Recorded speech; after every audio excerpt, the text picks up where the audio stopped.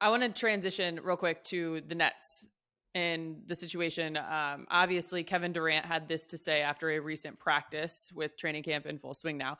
Can we move on past this at some point? I know it's an interesting story. I know that it took up most of the offseason and drama sells. I get that. But I didn't miss any games. I didn't miss any practices. I'm still here. So hopefully we can move past that.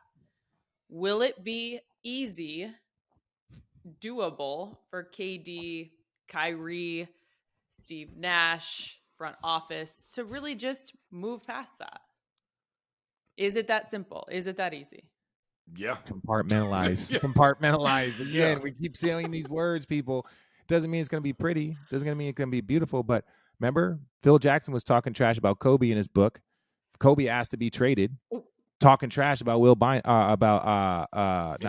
Andrew Bynum. Will Bynum, shout out, former Arizona Wildcat, talking trash about Andrew Bynum, and the next thing you know, they win 2 championships together. Like this is not the Friends League, as much as it seems like it's a players league.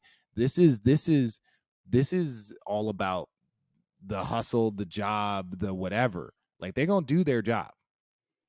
Whether or not they're successful, that's another story.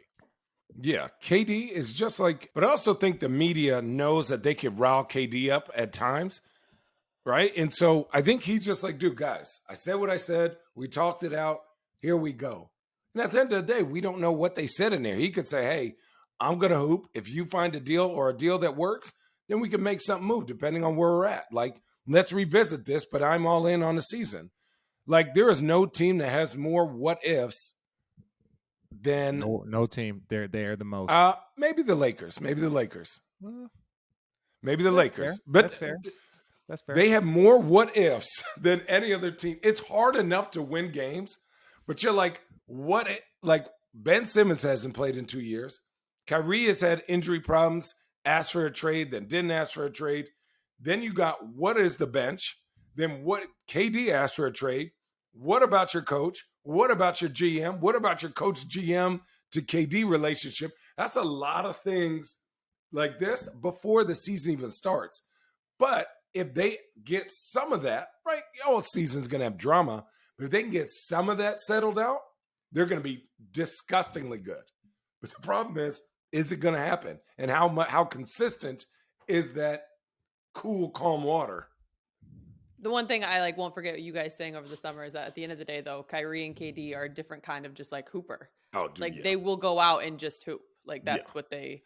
Now, does that hoop equate to winning? Sometimes I would say most of the time. We all know. We know how like Kevin Durant and Kyrie both know how hard it is to win a championship. This is my issue. Kyrie is that dude, but all of us saw firsthand what Bron was doing. Bron was like doing triple doubles, 40 points, but also he was leading. He was leading off the court. He was leading on the court. He was every single day. Like when those Cleveland runs, he was that dude. We know, like, our big guy ain't perfect, but he was doing that. To win a championship, if you're Brooklyn, can KD do that same role that Bron was doing? Because even when KD won his championships, he joined a train that was moving, and he took him out of the stratosphere. I, like, with all due respect to the Golden State Warriors, not saying that you guys wouldn't have won championships over the years, but KD made you guys. Even they said they wouldn't. Yeah, that's what I'm saying. KD took him to another stratosphere. And so, but it's different. Everyone keeps talking about it. It's different. It's true. So now you're like, KD's got to go do the Bron role, right? Where he's got to go do what we saw Bron do in that fashion. And then Kyrie has to also then be that guy, be that healthy, and perform the way he did for that whole playoff run. Do we see either of those two guys being able to do it for a full season and a postseason run, beating teams that are fully locked in and focused in one direction? To me, I just don't see that happening. I don't see that extra effort. You have to play till you have zero left, Channing, Like, to me, some of that looks like 1-2 plays of like, man, and you're not going to win that game. Yeah. And it's like KD plays a lot. he can't play that much. And if you don't have a bench that you could trust, They got a or bench. if you don't trust your coach when crunch time comes, that's a big thing because you got to trust the play call that the coach calls. But You gotta KD and trust. Kyrie score so easily, they may say, fuck you, Steve. I'm going to do what I want to do. Right? Mm. So these are a lot of things that we look on the outside because we're not in there. And we say, can they do that consistently? Can they trust Steve to make the right call to sit the bench for 6 minutes a game during the regular season? Right? He wants to play 48 minutes, especially during the playoffs.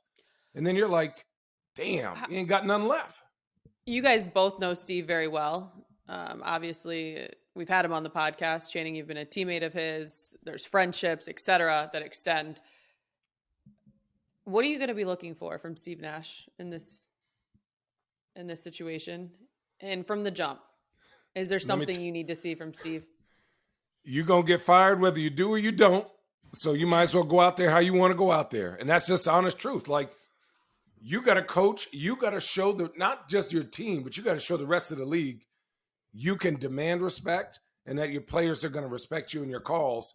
And you got to like be able to work, right? Like a little dance with KD and Kyrie. But at the end of the day, you got to allow them. You have to put pressure on them to make the other players better. Their other players need to be better. You need to bring Ben Simmons along. We know KD and Kyrie could go get anything they want offensively, and KD is very underrated defensively. But can they make other people better? Or do they run ISO and score 50 apiece, but you lose by 5? Right? It's like, how do you get the guys that come off the bench to trust in the system that they have? Because the starter system ain't the bench system. Right? That's the truth. When they go sit down, what plays do you run? What is your identity?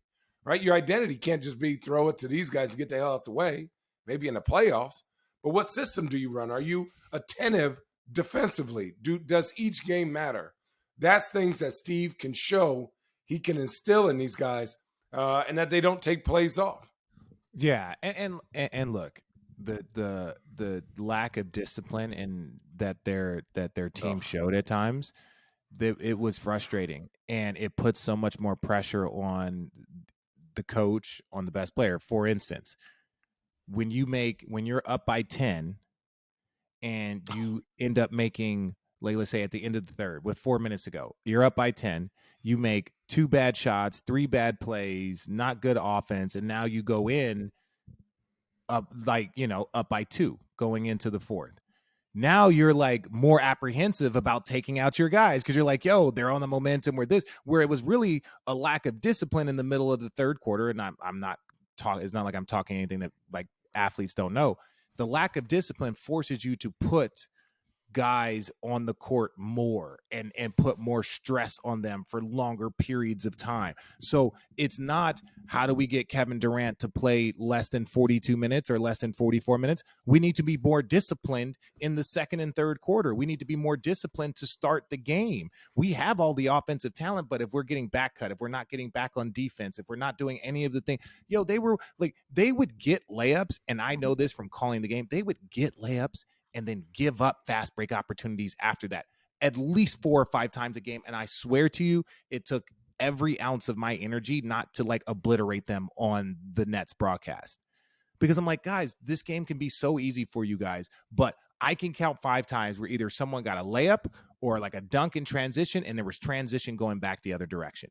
So it was like, you were scoring, but it was just like, that's not even the Warriors. As sexy as their offense is, they're always consistently one of the best defensive teams in the league. Doesn't matter what their offensive firepower is. That's why they're so potent, and that's why they're a dynasty. One thing's for sure, all the eyes are going to be on Kevin Durant, Kyrie Irving, and Steve Nash to start the season. And Ben Simmons. Ben Simmons. Simmons, welcome Yes. back. Oh, yeah.